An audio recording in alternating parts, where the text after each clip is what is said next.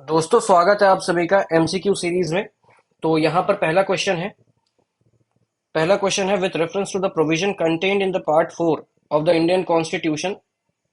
कौन सा स्टेटमेंट इसमें से करेक्ट है? यूपीएससी का क्वेश्चन है।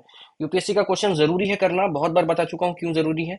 अगर आप चाह रहे हो कि 69, 68, 67 इस तरीके से पेपर को डील किया जाए जिस तरीके से 69th बीपीएससी को डील किया गया था, आप कमेंट बॉक्स में कमेंट कर सकते हो, हम लोग वैसा भी लेकर के आ जाएंगे। तो अब यहाँ पर क्वेश्चन क्या है, क्वेश्चन किससे रिलेटेड है? तो ये प्रोविजन से रिलेटेड है। किससे? तो पार्ट 4 के प्रोविजन से ये रिलेटेड है ना। पार्ट 4 में क्या होता है? अब बताओ पार्ट 4 में क्या होता है, पार्ट 4 किसके लिए जाना जाता है, क्या है पार्ट 4? मैंने आपको बता रखा है, पार्ट 3 के बारे में बता रखा है, पार्ट 4 के बारे में बता रखा है, पार्ट 4A के बारे में बता रखा है। वो एक ही वीडियो में मैंने बताया था। तो मैंने आपको ये बोल और ये भी मैंने आपको बोला था कि 1 से 50 तक के आर्टिकल को रट लो। इंपॉर्टेंट है, जरूरी है। नहीं रटोगे प्रॉब्लम में फंसोगे। तो यहां पर क्या है, ये डीपीएसपी की बात कर रहा है ना, ये डीपीएसपी की बात कर रहा है। और डीपीएसपी के बारे में पहला ऑप्शन क्या लिखा हुआ है कि they shall not be enforceable by the court. ठीक है, they shall be enforceable by the court, they shall not be enforceable by any court. The principle laid down in this part are to influence the making of laws by the state. देखो, यहां पर एक question या कुछ 2-3 video पहले मैंने ये बताया था कि these are fundamental in governance of the country. ठीक है ना, गवर्नेंस के लिए फंडामेंटल है। तो जैसे ही गवर्नेंस के लिए फंडामेंटल हो जाएगा तो तीसरा तो करेक्ट हो जाएगा। गवर्नेंस का क्या मतलब होता है? शासन करना। शासन कैसे करोगे? नियम कानून से ना। गवर्नेंस तो लॉ एंड ऑर्डर, यही वाली चीज आएगी, रूल्स, यही सब आएगा। रिलेट कर सकते हो बेसिकली। तो जैसे ही तीसरा आपको सही लगने लगा, ए काट दो, बी काट दो। अब या तो ये एनफोर्सेबल बाय कोर्ट होगा या तो ये एनफोर्सेबल बाय कोर्ट नहीं होगा, ये बिना नॉलेज के नहीं होगा। आपको ये स्टेटमेंट पता होना चाहिए, एक्चुअली नहीं होता है। फंडामेंटल ड्यूटी डीपीएसपी नहीं होता है। रीजन ये दिया हुआ है लक्ष्मीकांत में, इस रीजन पर भी मैंने बात किया था कि पैसा नहीं था उस समय, है ना। पैसा नहीं था कि आर्टिकल 39 को लीगली वो एनफोर्स, क्योंकि फिर सारे लोग केस कर देंगे। सरकार पैसा देगी कहां से? सोशलिस्टिक प्रिंसिपल है, पैसा किसको देना होगा? तो गवर्नमेंट को। गवर्नमेंट के पास पैसा है नहीं उस समय। ठीक है, आज भी नहीं है, आज भी नहीं है। वो तो मित्रों पैसे आने थे, आए नहीं अभी तक। ठीक है, तो ये सारी बातें हैं, ये समझने की बात है यहाँ पे। उसके बाद क्वेश्चन, अगले क्वेश्चन में चलते हैं। 19 नंबर क्वेश्चन। तो 19 नंबर क्वेश्चन क्या है? Which of the following is are listed among the directive principle in part 4 of the constitution of India? ठीक है, which of the following is are listed among the directive principle in part 4 of the constitution of India? देखो फिर से, देखो DPSP कितना important हो जा रहा है। ये कल के वीडियो, कल वाले वीडियो, परसों वाले वीडियो में मैंने बोला था कि डीपीएसपी यू शुड हैव एक गो थ्रू होना चाहिए डीपीएसपी से। और मैंने कैसे याद करना है ये भी I have deal with this particular thing in my revision series वाला वीडियो। ठीक है, तो वो सारा वीडियो मैंने दे रखा है यहाँ पर। तो अब देखो यहाँ पर क्या है, डीपीएसपी के बारे में यहाँ पर ये बात हुई है।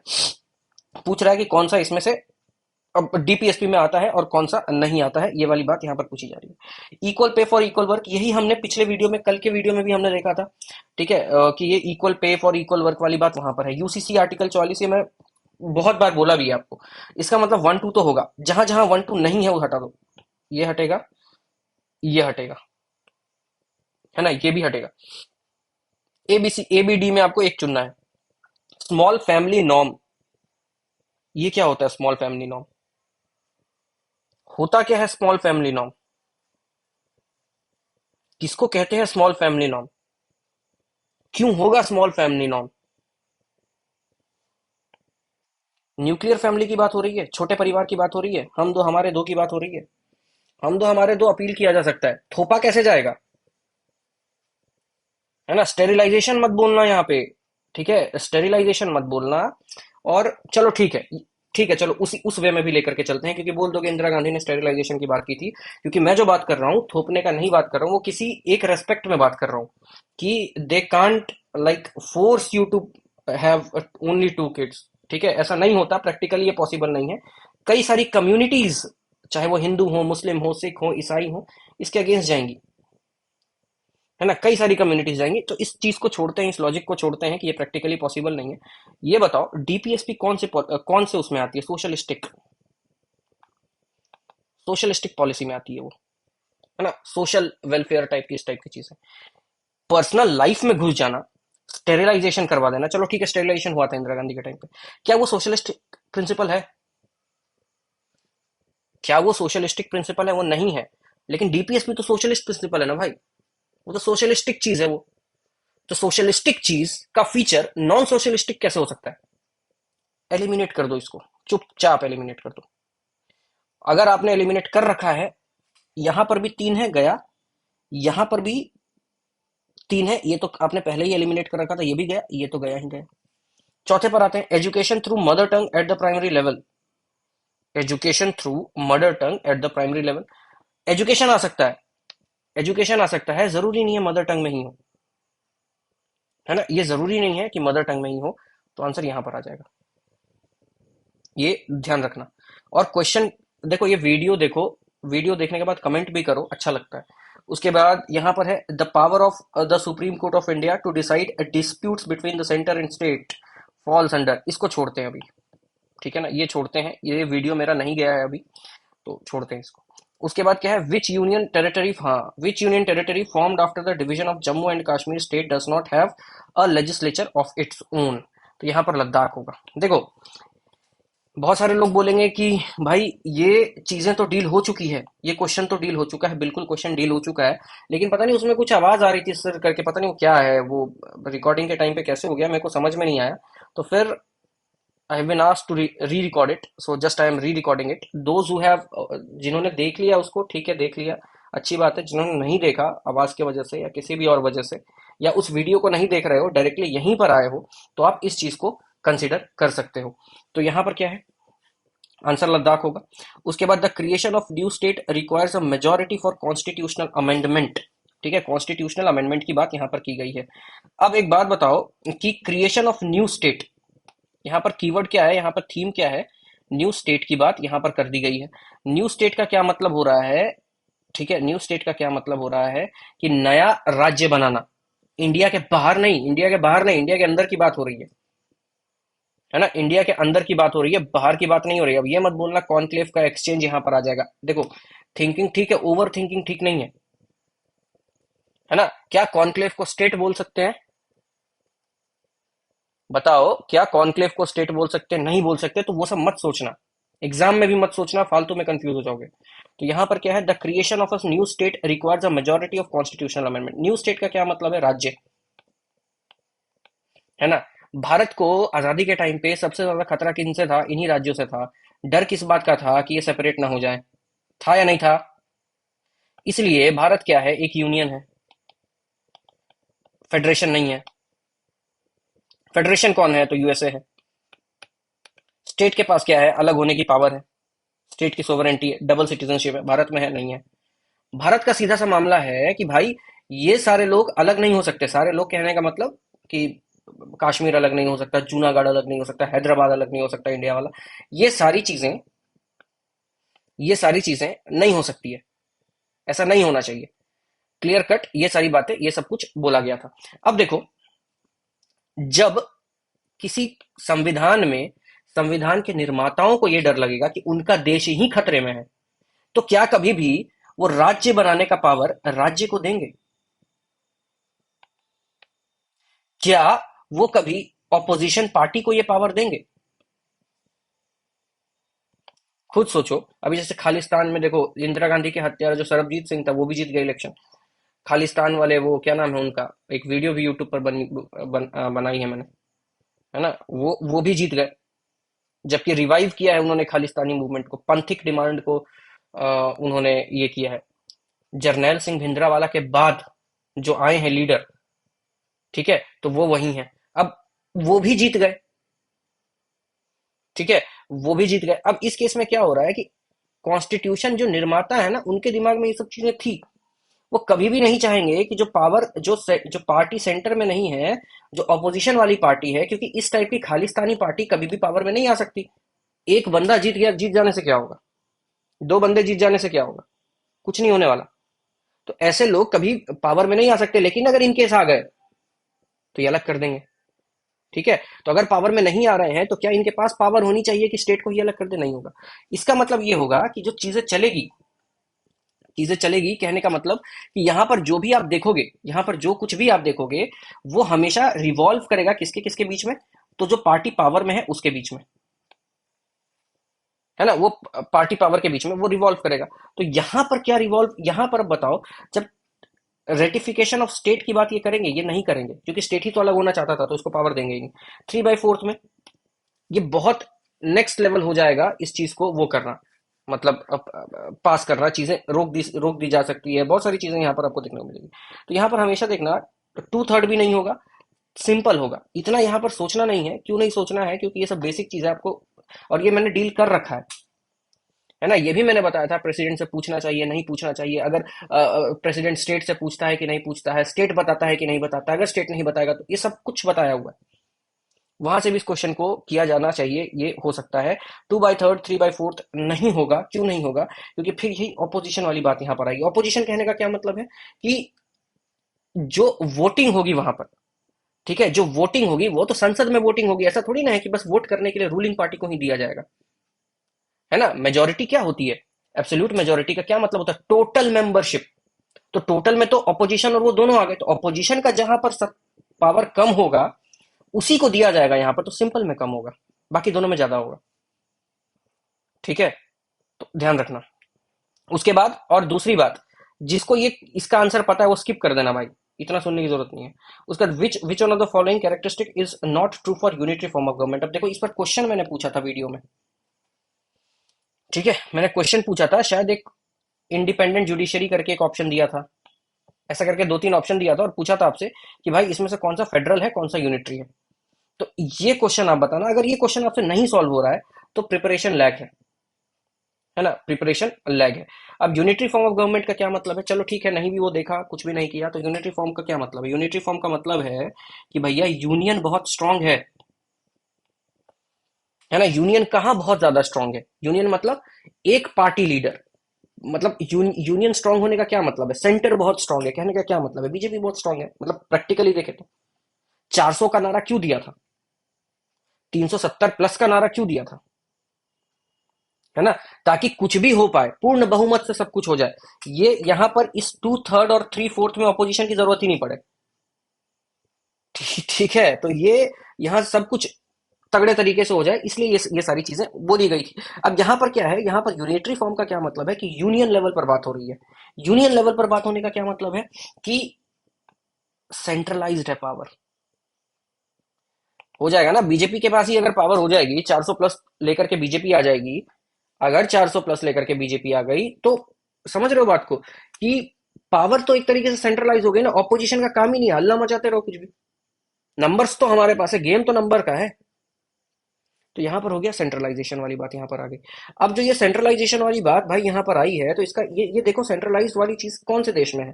तो आपको दो देशों में, बगल के देशों में दिख जाएगी, चाइना, नॉर्थ कोरिया में भी दिख जाएगी, रशिया। दिखेगी नहीं दिखेगी? दिखेगी ना, चाइना में भी दिख जाएगी, रशिया में भी दिख जाएगी। अब देखो, ये जब चाइना और रशिया में दिख रही है, ये जब चाइना और रशिया में ये सारी चीजें दिख रही है, तो इसका क्या मतलब बैठ रहा है कि वहां का जो लीडर है वो यूनिटरी है, मतलब बहुत ज्यादा वैसा है। तो क्या वहां पर डिसीजन लेने में कोई प्रॉब्लम आती है क्या? नहीं आती। जो चाहेंगे रातों रात हॉस्पिटल खड़ा करवा देंगे। यहां पर क्या है, पहले हॉस्पिटल का बिल पास होगा, फंड निकलेगा, फिर उस पर डिबेट डिस्कशन होगा, उसके बाद टेंडर निकलेगा, उसके बाद सब कुछ होगा। समझ रहे हो? ये सारी चीजें होती है, ये सारी चीजें, ये सारी चीजें होती है। समझ रहे हो ना बात को? तो ये सब कुछ होता है। तो क्या ये वहां पे होता है? ये नहीं होता है वहां पे, वो एकदम वैसा रहेगा। उसके बाद यहां पर बात किसकी की गई है? फ्लेक्सिबिलिटी की बात की गई है। क्या चीजें फ्लेक्सिबल होती है? यूनिटरी फॉर्म की चीजें फ्लेक्सिबल होती है क्या? क्या फ्लेक्सिबिलिटी वहां पर होती है यूनिटरी फॉर्म ऑफ गवर्नमेंट? बिल्कुल होती है। ऑपोजिशन पार्टी ही नहीं है। यूनिफॉर्मिटीज ऑफ लॉ बिल्कुल होता है। होता क्या नहीं है कि लार्ज कंट्री के लिए आइडियल नहीं है। आप जब वीडियो देखोगे, एक यूट्यूब पर रशिया का मेरा वीडियो है, जो क्या कहते हैं स्ट्रक्चर है उसका, रशिया का, वो बहुत ही ज्यादा ब्रिटल है, इवन चाइना का भी। एक खराब हुआ, एक पूरा का पूरा देश गिर जाएगा। आंसर सी होगा।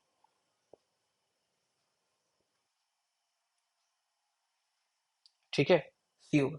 उसके बाद देखो यहाँ पर क्या, विच one of the following states was never granted special, ये तो बिहार है, नीतीश कुमार जी इसी के लिए लगे हुए हैं, है ना। तो ये सारी चीजें हैं। दूसरा, आप देख सकते हो कभी ना कभी ये सारे यूनियन टेरिटरी रहे हैं और कुछ स्पेशल स्टेटस रहा है। सिक्किम को 2 बार रहा है, है ना, सिक्किम 2 बार रहा है। तो ये सारी चीजें क्या है, अमेंडमेंट के साथ, एक बार तो स्पेशल उसमें आया था ऑक्यूपेशन में, उसके बाद फिर सिक्किम स्टेट बना। हिमाचल प्रदेश स्टार्टिंग में वैसा था, जम्मू कश्मीर तो पता ही है आपको, बसता बिहार है, बिहार आंसर होगा। और इसमें से देखो, ये कुछ ना कुछ की वजह से न्यूज में रहा है। चौग्याल की वजह से ये न्यूज में, कहने का मतलब हाईलाइटेड रहा है। जम्मू कश्मीर हाईलाइटेड रहा है, ये हाईलाइटेड रहा है, हिमाचल प्रदेश भी हाईलाइटेड ही रहा है। ठीक है, एक यूनियन टेरिटरी की वजह से और दूसरा लामा की वजह से। तो ये क्या है ना, ये सब हाईलाइटेड है, बिहार कभी भी हाईलाइट नहीं रहा है, इसलिए ये स्पेशल कैटेगरी का स्टेटस इसको नहीं मिलेगा, नहीं मिला होगा अभी तक में। ठीक है। अब लिंग्विस्टिक देखो, ये फैक्चुअल क्वेश्चन है, हालांकि ये भी मेरे वीडियो में डील किया हुआ है ना, ये भी वीडियो में डील किया हुआ है। देखो बीपीएससी में वीडियो देखोगे ना, बीपीएससी में बहुत हेल्प मिलेगी। तो आंसर इसका 1956 होगा, कमेटी के बारे में ये सब सब कुछ बताया हुआ है। What is the nature of Indian constitution, ये तो मैं नहीं अभी डिस्कस करूंगा भाई, ये लिटरली बताया हुआ है कि ये क्या होता है, क्या फेडरल है, क्या यूनिटरी है, क्या पार्लियामेंट्री है, या फिर इन सब में से कुछ नहीं है। फेडरल है नहीं, यूनिटरी है नहीं, दोनों है ये, दोनों। अब दोनों कहाँ दिख रहा है, तो डी में दिख रहा है। ठीक है।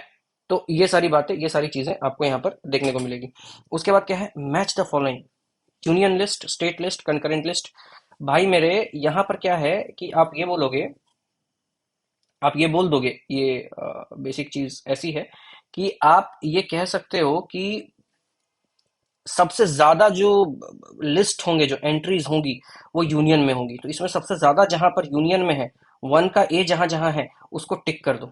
ठीक है, उससे कम स्टेट में होगा, उससे कम कंकरेंट में होगा, यह। लेकिन ऐसा हो सकता है ना कि यूनियन में 97 एंट्रीज हैं, ऑप्शन में 95 दे दे या 90 दे दे, तब तो ये गलत हो जाएगा, गलत होगा, नन ऑफ द आंसर होगा। है ना, ये फैक्चुअल क्वेश्चन है, ऐसे क्वेश्चन को बिना प्रायर नॉलेज के नहीं करते। हाँ, ये तब कर सकते हो जब ये ऑप्शन ना दिया हो तो अभी गारंटी नहीं है कि ये नहीं देगा, हो सकता है ना ए ये दे दे, बी ये दे दे, सी ये दे दे, डी दे दे, नन ऑफ द दे दे, नहीं कर पाओगे, कितना दिमाग लगा लो नहीं कर पाओगे इसको, फैक्चुअल क्वेश्चन है, you have to know the facts. है ना, तो ये सारी बातें आपको यहाँ देखने को मिलेगी। अब प्रोक्लेमेशन, ठीक है, अब इमरजेंसी के प्रोक्लेमेशन की यहाँ पर बात हुई है। यहाँ पर यह पूछा गया है कि the proclamation of emergency at the first instance, है ना, at the first instance can be restricted to. देखो इमरजेंसी मैंने आपको पढ़ाया पढ़ाया हुआ है, मैंने आपसे क्वेश्चन भी पूछा था ऑर्डिनेंस के ऊपर, हालांकि वो क्वेश्चन था कि ऑर्डिनेंस कहाँ, किसी ने भी रिप्लाई नहीं किया, किसी ने भी रिप्लाई नहीं किया। इसका मतलब वीडियो देख नहीं रहे हो, देख रहे हो तो ऐसे ही ऊपर ऊपर से देख रहे हो। तो वो सारी चीजें हैं, एक बार रिप्लाई जरूर करना, रिप्लाई एज इन कमेंट कर देना वहां पे। तो आपको ये सब कुछ वहां पर देखने को मिलेगा। और यहाँ पर देखो क्या आ जाता है आपका, सिंपल सा जो फैक्ट है, जो ये है वो है, वो ये कहता है कि 3 मंथ, 15 दिन, 1 साल, ये तो हो ही नहीं सकता, दोनों एक्सट्रीम में है, इन दोनों में से कोई एक होगा, आंसर सी होगा, ये पता होना चाहिए, अदरवाइज मुश्किल है ये करना। उसके बाद यहाँ पर क्या है, आपसे पूछा गया है, फिर से देखो डीपीएसपी, इतने क्वेश्चन हमने कर रखे हैं, they are asking exactly about DPSP, they are asking exactly about DPSP. यहां पर क्या है, यूनिफॉर्म सिविल कोड आर्टिकल 44 अभी बात की है, बी का 2 कहाँ है, कहीं नहीं है, ये हो गया। खटाखट खटाखट इसको सोचना है, खटाखट खटाखट सोचना है, कुछ सी ही नहीं लगाना है, कुछ ज्यादा कुछ नहीं है। ठीक है, चीजें मतलब ज्यादा वैसी नहीं है। अब देखो यहाँ पर अगला क्वेश्चन क्या है, according to the constitution of India, which of the following, which of the following are fundamental for the governance of the country. ठीक है, ये भी अगर आपने पिछला वीडियो देखा होगा तो आपको पता होगा कि गवर्नेंस में फंडामेंटल कौन है। तो ऐसा कौन सा इन सब में से ऑप्शन है जो इन्फ्लुएंस करता है रूल मेकिंग को, रूल मेकिंग को। अब आप बोलोगे सब करता है, इसमें से तो सब करता है ना, सब करता है, फंडामेंटल राइट करता है, इन्फ्लुएंस है, फंडामेंटल राइट इन्फ्लुएंस करता है। देखोगे फंडामेंटल राइट का एक फीचर है कि most of them are enforceable, self enforceable, कुछ को एनफोर्स करना पड़ता है, कुछ को एनफोर्स करना पड़ता है। ठीक है, जब चीजें सेल्फ एनफोर्सेबल आ गई तो क्या उसके लिए लॉ की जरूरत पड़ेगी? नहीं पड़ेगी। जब चीजें सेल्फ एनफोर्सेबल आ गई तो उसके लिए लॉ की जरूरत नहीं पड़ेगी। जैसे उसके लिए लॉ की जरूरत नहीं पड़ेगी, वो गवर्नेंस को कैसे करेगा? गवर्नेंस का कोर मतलब क्या होता है? रूल्स, रेगुलेशन, लॉ, यही होता है ना। अब मान के चलो आपका फंडामेंटल राइट छोड़ो, नेचुरल राइट है सांस लेने का, अब इसके लिए लॉ थोड़ी ना बनेगा कि भाई सांस लो। मित्रों, 400 प्लस लाओ क्योंकि सांस लेने का अधिकार देंगे। अरे वो तो है। ठीक है, जब आपके पास, आप एक बात बताओ कि राइट टू मैरी, ठीक है, और right to marry with your own choice, right to choice, इसमें से कोई एक फंडामेंटल राइट है और दूसरा फंडामेंटल राइट नहीं है। मतलब शादी करना और अपनी पसंद के उससे शादी करना, इसमें से एक फंडामेंटल राइट है, दूसरा नहीं है। इसके लिए क्या इसमें जो भी है, चलो मान के चलो right to life, article 21 simple लेते हैं। पहले तो ये बताना इन दोनों में से कौन सा फंडामेंटल राइट है या नहीं है, मतलब कौन सा है कौन सा नहीं है, कमेंट बॉक्स में बताना। चॉइस वाला है फंडामेंटल राइट या शादी वाला है फंडामेंटल राइट? ठीक है ना, शादी करना और अपनी पसंद से शादी करना, इन दोनों में से बस एक ही है फंडामेंटल राइट। कौन सा है वो कमेंट बॉक्स में बताना। और दूसरा क्या है, राइट टू लाइफ की बात करते हैं। ठीक, अब इसके लिए मतलब तुमको जिंदा रहना है, इसके लिए कोई लॉ की जरूरत पड़ेगी क्या? क्या सरकार कोई भी डेमोक्रेटिक सरकार, गुड गवर्नेंस वाली सरकार, रिस्पॉन्सिबल, कोई ऐसा लॉ बना सकती है जिससे लोगों की मृत्यु होने लगे? नहीं बना सकती ना, इसलिए ये नहीं होगा, इसलिए ये नहीं होगा, है ना। और दूसरा क्या होता है, फंडामेंटल ड्यूटीज। फंडामेंटल ड्यूटीज की जब बात करेंगे तो एक बात बताओ, फंडामेंटल ड्यूटीज की आप बात कर रहे हो, तो फंडामेंटल ड्यूटीज क्या है? रेस्पेक्ट करो, ठीक है। मैं किसी का भी किस कितना मतलब मान लो मैं किसी से किसी की रेस्पेक्ट कर रहा हूं, तो मैं अंदर से कितना रेस्पेक्ट कर रहा हूं, ये कोई सरकार थोड़ी ना मतलब लॉ बना सकती है कि भाई मेरे को इस आदमी को 10% रेस्पेक्ट देना होगा, इस आदमी को 25% रेस्पेक्ट देना। क्वांटिफाइबल थोड़ी ना है ना। मेंटेनिंग डिग्निटी, साइंटिफिक टेम्पर, अरे नहीं है मेरे मन में साइंटिफिक टेम्पर, लॉ लगा दो कैसे भी लगाओगे, नहीं है तो नहीं है। जान थोड़ी ना ले लोगे मेरी, प्रैक्टिकली पॉसिबल नहीं है ये, है ना। अब ये मैं बोल रहा हूं, ये उन्हीं को समझ में आएगा जिसको फंडामेंटल ड्यूटी याद होगी, उसी को समझ में आएगा जिसको फंडामेंटल राइट याद होगा, है ना। और उसके बाद क्या है, directive principle of state policy. ये किया जा सकता है, ये किया जा सकता है। हम ऐसा कोई लॉ बना सकते हैं जिससे गायों की हत्या ना हो, बना सकते हैं। हम ऐसा कोई नियम बना सकते हैं जिससे डिस्क्रिमिनेशन ना हो मेल और फीमेल वेजेस पे, बना सकते हैं। हम कोई ऐसा लॉ बना सकते हैं जिसमें बोला जाएगा कि नहीं भाई मैनेजमेंट के पार्टिसिपेशन या जब वर्कर्स है वो पार्टिसिपेट कर सकते हैं एडमिनिस्ट्रेशन में या फैक्ट्री के उसमें, बना सकते हैं। बना सकते हैं ना, लॉ लॉ ऐसा बन सकता है, रूल ऐसा बन सकता है। लेकिन ये रूल कैसे बना दोगे कि डिग्निटी मेंटेन, विमेन की डिग्निटी मेंटेन ये होनी चाहिए, आप उसका पनिशमेंट बना सकते हो, नहीं किया तो ऐसा हो जाएगा, वो एक अलग केस है कि आपने विमेन की डिग्निटी को मेंटेन नहीं किया तो यू विल बी पनिश्ड। लेकिन करना है इसका कैसे बनाओगे, वो तो आपके मन में है, ठीक है ना। और ये तो होगा नहीं फिर, क्योंकि जब ये भी नहीं होगा तो बात खत्म हो गई। आंसर सी है, समझे। ये सारी बातें, ये सारी चीजें हैं। उसके बाद क्या है, which one of the following article direct the state government to organise the panchayat.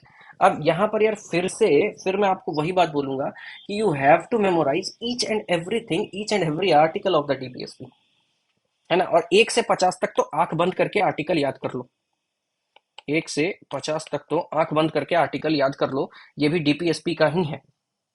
तो अगर मैं 13 नंबर की बात करूं, 13 नंबर क्या कह रहा है क्वेश्चन, क्वेश्चन कह रहा है which of the following articles direct the state government, ठीक है, पंचायत बनाने के लिए कौन सा वो बोलता है। ये है आंसर, इसका होगा आर्टिकल 40, ठीक है, 73rd अमेंडमेंट एक्ट वाला। तो ये होगा इसका जो आर्टिकल होगा आर्टिकल 40, ये आपको याद होना पड़ेगा, इसके पीछे कोई लॉजिक हो ही नहीं सकता, प्रॉपर फैक्चुअल क्वेश्चन है। अगर मैं ये कह दूं ये नहीं होगा, ये नहीं होगा, ये नहीं होगा, तो ये क्यों नहीं होगा ये भी तो बताना पड़ेगा। और ये तभी नहीं पता चलेगा ये नहीं होगा जब आपको ये मेमोराइज होगा, याद होगा, नहीं तो नहीं पता चलेगा, ठीक है। तो ये याद करना, वीडियो को देखना, मैंने वहां पर ट्रिक बताई है, मैंने वहां एसेंस बताया है, उस एसेंस को फॉलो करने की कोशिश करना, ठीक है। उसके बाद क्या है, the Supreme court held that hoisting the national flag atop private buildings is a fundamental right of every citizen. अब देखो यहाँ पर क्या है, इसको हटाओ, ये भी एक एलिमिनेटिव क्वेश्चन है। थीम पकड़ते हैं यहाँ पर, थीम क्या है? Hoisting the national flag atop private buildings is a fundamental right. यहाँ पर एक चीज गारंटी है कि भाई ये जो भी बोल रहा है, ये जो कुछ भी हो रहा है, वो एक तरीके का फंडामेंटल राइट है, वो एक तरीके का फंडामेंटल राइट है। क्लियर कट, क्लियर सारी, ये सारी चीजें फंडामेंटल राइट।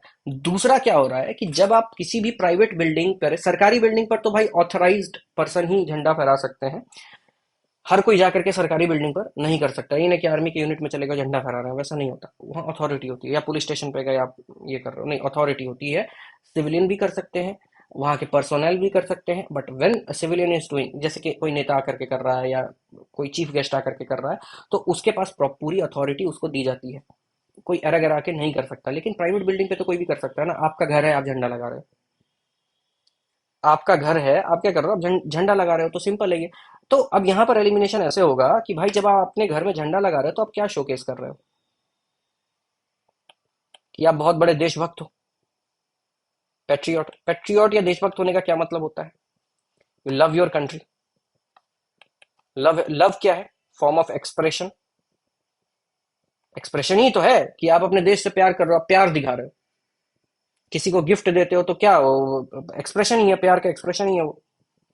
तो एक्सप्रेस करने का अधिकार कहाँ आता है हमारा? एक्सप्रेस करने का अधिकार कहाँ आता है हमारा? रिलीजन, लाइफ, इक्वालिटी, बस ये बचता है, बस ये बचता है। तो समझ रहे हो आंसर इसका क्या होगा? ये मतलब एलिमिनेट हो सकता था, चलो ठीक है, लेकिन ध्यान से ये चीजें हो सकती हैं। उसके बाद है question, in the context of India which one of the following is the correct relationship between rights and duties? है ना, राइट्स एंड ड्यूटीज के बीच में अभी देखो एक वीडियो वायरल हुआ है, शायद मणिपुर का है। तो वहां पर बोला गया है कि we can choose our leader, और वहां पर शायद आईपीएस ऑफिसर हैं, वो मना कर रहे हैं। तो वो सामने से पब्लिक कह रही है कि राइट टू असेंबल हमारा फंडामेंट, तो वो कह रहे हैं कि भाई रीजनेबल रिस्ट्रिक्शन भी है। और रीजनेबल रिस्ट्रिक्शन पर मैंने बहुत फोकस किया, अभी तक नहीं पूछा है उसको एग्जाम में। ध्यान रखना, अगर पूछेगा ना तो गलत नहीं होना चाहिए वो। यहाँ पर देखो पहला ऑप्शन देखते हैं क्या, राइट्स आर को रिलेटिव विद ड्यूटी। ऑब्वियसली ये हो सकता है, पॉजिटिव स्टेटमेंट है, जनरल स्टेटमेंट है ना, जनरल स्टेटमेंट है। ऐसा नहीं हो सकता कि आपको कुछ भी राइट दे दिया गया, आपके पास ऑब्लिगेशन ना हो। ये दोनों हैंड इन हैंड चलते हैं। भारत में नहीं भी है तो ये एक बहुत ही मोरल स्टेटमेंट है, ये आपको बहुत ही मोरल स्टेटमेंट लगेगा अगर भारत में नहीं भी है तो। दूसरा क्या है उसके बाद, rights are personal and hence independent of society. ये होता है क्या? राइट, अगर मान के चलो आपके साथ अनटचेबिलिटी हो रही है, अगर आपके साथ अनटचेबिलिटी कौन कर रहा है भाई? समाज ही तो कर रहा है, समाज का सिस्टम ही तो कर रहा है, स्ट्रेटिफिकेशन ही तो कर रहा है। कौन कर रहा है ना? ये तो गलत हो जाएगा फिर। Rights not duties are important for the advancement of the personality of the citizen. लगता है आपको कि ड्यूटीज की जरूरत नहीं पड़ेगी, आपकी पर्सनैलिटी, अब मान लो आपको वुमेन को इज्जत देना नहीं आया, तो क्या पर्सनैलिटी डेवलप है? राष्ट्र को, आपको देश को इज्जत देना नहीं आया, राष्ट्रगान को इज्जत देना नहीं आया, राष्ट्रध्वज को इज्जत देना नहीं आया, पर्सनैलिटी डेवलप हो गई? होगी क्या? नहीं होगी, गलत है। ड्यूटीज नॉट राइट, क्या राइट इंपॉर्टेंट नहीं है स्टेट की स्टेबिलिटी के लिए? फिर तो कोई भी डेस्पोटिक रूलर आकर के रूल कर लेगा, है ना। फिर तो वो कहेगा आर नाम के जितने आदमी हैं खत्म, टाटा बाय बाय फिनिश। कुछ नहीं कर सकते हो, कुछ भी नहीं कर सकते हो उस केस में, जब आपके पास राइट ही नहीं होगा, जान ले लेगा। क्या कर लोगे, है ही नहीं आपका अधिकार। इसलिए मैं कहता हूं ना कि Bharat was never a Ghulam, colonial था। डिफरेंस होता है। आंसर ए हो जाएगा। आंसर क्या हो जाएगा? आंसर ए हो जाएगा। ठीक है, तो आज की वीडियो को यहीं पर हम रोकते हैं। आशा करता हूं कुछ ना कुछ सीख के गए होगे। अच्छा लगा तो हिट द लाइक बटन, नहीं अच्छा लगा तो कमेंट कर दो कि नहीं अच्छा लगा, लेकिन इंटरेक्ट करो। अब तक बने रहने के लिए बहुत बहुत धन्यवाद।